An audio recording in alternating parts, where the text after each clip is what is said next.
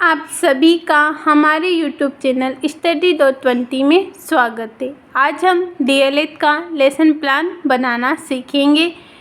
तो आइए शुरू करते हैं।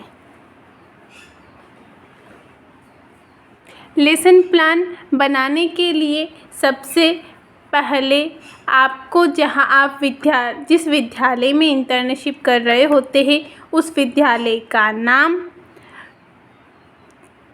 कक्षा, वर्ग, कालांश, दिनांक, वार, विषय और प्रकरण लिखना होता है। हमारा आज का प्रकरण है राजस्थान की प्रमुख नदियाँ, जिसके बारे में हम लेसन प्लान बनाएंगे। इसके अंतर्गत सामान्य और विशिष्ट उद्देश्य होते हैं और विशिष्ट उद्देश्य के अंतर्गत शिक्षण उद्देश्य आते हैं। तो शिक्षण उद्देश्य में 5 होते हैं, जैसे कि ज्ञानात्मक, अवबोधात्मक, अनुप्रयोगात्मक, कौशलात्मक, अभिवृत्तात्मक और अभिरुचात्मक। तो हमारा जो पहला जो पॉइंट है वो है ज्ञानात्मक। ज्ञानात्मक के अंतर्गत विद्यार्थी राजस्थान की नदियाँ प्रकरण के अंतर्गत चंबल एवं बनास आदि नदियों के विषय में प्रत्यभिज्ञान कर सकेंगे व प्रत्यभिस्मरण कर सकेंगे। ज्ञानात्मक में प्रत्यभिज्ञान और प्रत्यस्मरण 2 बिंदु महत्वपूर्ण होते हैं। दूसरा होता है अवबोधात्मक। अवबोधात्मक के अंतर्गत विद्यार्थी राजस्थान की नदियाँ प्रकरण के अंतर्गत चंबल नदी व बनास नदी की व्याख्या कर सकेंगे। विद्यार्थी राजस्थान की नदियाँ प्रकरण के अंतर्गत चंबल तथा बनास नदी की तुलनात्मक अध्ययन कर सकेंगे। जो हमारा अवबोधात्मक होता है उसके अंतर्गत हमको व्याख्या और तुलना करनी होती है। जो हमारा तीसरा जो बिंदु है वो है अनुप्रयोगात्मक। अनुप्रयोगात्मक का अर्थ ही होता है प्रयोग करना। विद्यार्थी राजस्थान की नदियाँ प्रकरण के अंतर्गत चंबल नदी एवं बनास नदी के गुणों का भावी जीवन में प्रयोग कर सकेंगे। अगला चौथा है कौशलात्मक। कौशलात्मक के अंतर्गत विद्यार्थी राजस्थान की नदियाँ प्रकरण के अंतर्गत चंबल एवं बनास नदी के संबंधित चार्ट एवं चित्र का निर्माण कर सकेंगे। कौशलात्मक का मतलब बच्चे क्या कौशल सीखते हैं, जिसमें वह चार्ट और चित्र का निर्माण कर सकेंगे। इसके बाद आपको अगला जो होता है, हमारे शिक्षण उद्देश्य में 5 टॉपिक होते हैं, जिसमें 6 होते हैं, जिसमें जो हमारा 5वां है वह अभिवृत्तात्मक है। अभिवृत्तात्मक के अंतर्गत विद्यार्थी राजस्थान की नदियाँ प्रकरण के अंतर्गत चंबल एवं बनास नदी के प्रति भाव का विकास कर सकेंगे तथा सकारात्मक दृष्टिकोण उत्पन्न कर सकेंगे। जो अभिवृत्तात्मक का मतलब होता है अभिव्यक्त करना, तो जो इसके अंतर्गत सकारात्मक दृष्टिकोण को वे उत्पन्न कर सकेंगे, ये महत्वपूर्ण बिंदु होता है। अभिरुचात्मक का मतलब होता है रुचि। अभिरुचात्मक के अंतर्गत विद्यार्थी राजस्थान की नदियाँ प्रकरण के अंतर्गत चंबल एवं बनास नदी के अध्ययन के माध्यम से सामाजिक विज्ञान विषय के बारे में रुचि ले सकेंगे। शिक्षण सहायक सामग्री जो होती है, जो हम पढ़ाते समय जिस शिक्षण सहायक सामग्री का प्रयोग करते हैं वो इसके अंतर्गत आती है, जैसे चौक, दस्तर, संकेतक, बोर्ड, पाठ्यपुस्तक आदि। उसके बाद पूर्व ज्ञान और शिक्षण विद्या। शिक्षण विद्या आप पढ़ाते समय किस विधि का प्रयोग करते वे इसके अंतर्गत आती है, जैसे प्रश्नोत्तर विधि, व्याख्यान विधि, प्रदर्शन विधि और पूर्व ज्ञान जो बच्चे आप प्रकरण पढ़ा रहे हैं उसके बारे में पहले से क्या जानकारी रखते हैं उसके बारे में आपको लिखना होता है। जैसे विद्यार्थी राजस्थान की प्रमुख नदियाँ प्रकरण के बारे में सामान्य जानकारी रखते हैं।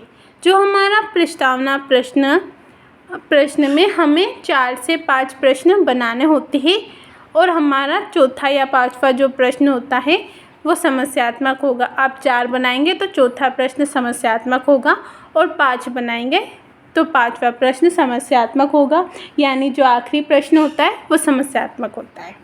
जिसमें हमारा पहला प्रश्न है, जैसे छात्र अध्यापिका क्रिया में आप किस देश में रहते हैं, तो छात्र उत्तर देंगे भारत में। भारत में कुल कितने राज्य हैं, तो 29, और 29 राज्यों में से आप किस राज्य में रहते हैं, तो राजस्थान। राजस्थान में जल स्रोत के प्रमुख स्रोत कौन से हैं, कुआं, नदी और नहर। और राजस्थान की नदियों के बारे में आप क्या जानते हैं, ये समस्यात्मक प्रश्न है। ये मैंने प्रश्न सामाजिक की पाठ्य पुस्तक के अंदर से ही बनाए हैं। ये प्रश्न सही है और जो राजस्थान बोर्ड की किताब में था वही मैंने इस प्रश्न में लिखा है। आप ऐसा का ऐसा लिख सकते हैं। फिर हमारा उद्देश्य कथन आता है। उद्देश्य कथन कि आप जो प्रकरण पढ़ा रहे हैं उसका उद्देश्य क्या है।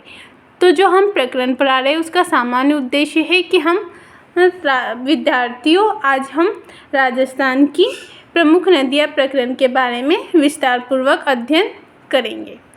अब जो हमारे शिक्षण बिंदु आते हैं, शिक्षण बिंदु के अंतर्गत आप कौन कौन से टॉपिक को पढ़ाएंगे। जैसे आज हम चंबल नदी और बनास नदी के बारे में बच्चों को विस्तारपूर्वक समझाएंगे। तो मेरा पहला पॉइंट होगा चंबल नदी। इसके अंतर्गत आपको विकासात्मक प्रश्न सबसे पहले बच्चों से पूछने होते हैं कि वो चंबल नदी के बारे में कितनी जानकारी रखते हैं। जैसे पिकम बांध का दूसरा नाम क्या है, तो आंसर देंगे बच्चे जवाहर सागर बांध। दूसरा प्रश्न होगा जवाहर सागर बांध किस नदी पर स्थित है, चंबल नदी पर। और जो तीसरा प्रश्न होगा चंबल नदी के विषय में आप क्या जानते हैं, ये समस्यात्मक प्रश्न होगा। अब आपको छात्राध्यापिका कथन में चंबल नदी के बारे में विस्तार से बच्चों को समझाना होगा। जैसे चंबल नदी परियोजना के अंतर्गत कुल 4 बांध बनाए गए हैं। गांधी सागर बांध जो कि मध्य प्रदेश मंदसौर जिले में स्थित है तथा अन्य 3 बांध राजस्थान में स्थित हैं। महाराणा प्रताप सागर बांध जो चित्तौड़ में स्थित है, जवाहर सागर बांध और कोटा बैराज कोटा जिले में स्थित है। यह राजस्थान तथा एमपी यानी मध्य प्रदेश 2 राज्यों की संयुक्त परियोजना है। अब आपने जो छात्राध्यापिका कथन में जो बच्चों को समझाया है उससे बोध प्रश्न आप पूछेगी। जैसे कि पहला प्रश्न है चंबल नदी पर कितने बांध बनाए गए हैं, तो 4। और राणा प्रताप सागर बांध स्थित है चित्तौड़गढ़ किले में।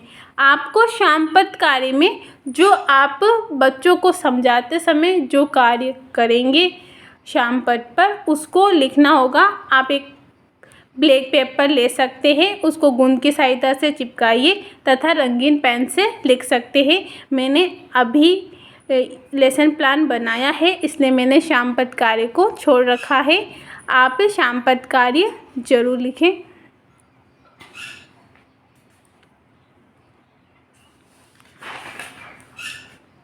उसके बाद सेकंड जो आता है वो आता है बनास नदी। बनास नदी ये हमारा दूसरा शिक्षण बिंदु है।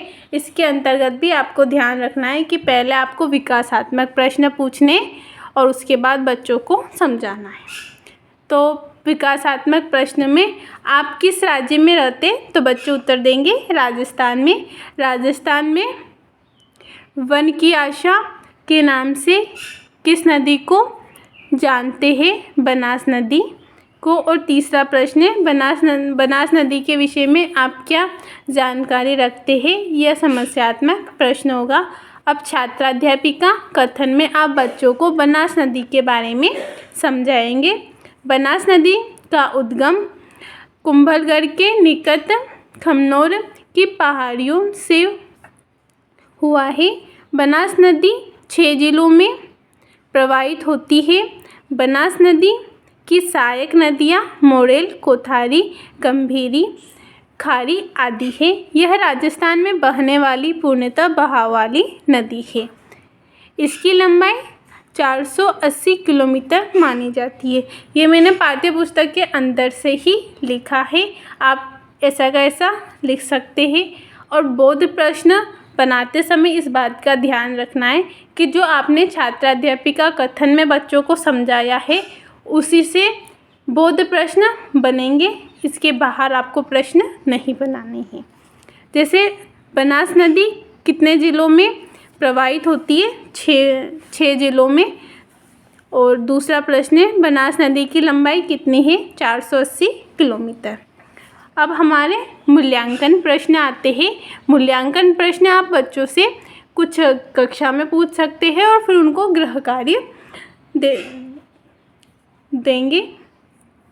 मूल्यांकन प्रश्न में कुछ जैसे वस्तुनिष्ठ प्रश्न आते हैं, सत्य असत्य वाले, अतिरिक्त स्थान वाले, अति लघुतात्मक प्रश्न आते हैं। जैसे में पहला प्रश्न है जो वस्तुनिष्ठ है, सोम व जाखम नदियाँ किसकी सहायक नदियाँ है? पहली चंबल, दूसरी बाणगंगा, तीसरी लूनी और चौथी है माही। तो बच्चे इसका उत्तर स्वयं देंगे, आपको बच्चों को नहीं बताना होता है। दूसरा प्रश्न है चंबल परियोजना राजस्थान और राज्यों की संयुक्त परियोजना है, मध्य प्रदेश की या गुजरात की। जो हमारा तीसरा प्रश्न है सत्य व असत्य का, चंबल नदी का उद्गम स्थल मध्य प्रदेश की विंध्याचल पर्वत की जनापाव पहाड़ियों से है, सत्य है या असत्य। और हमारा जो चौथा प्रश्न है अति लघुतात्मक, बनास नदी की सहायक नदियों के नाम लिखें और लघुतात्मक में चंबल नदी का उद्गम स्थल बताइए।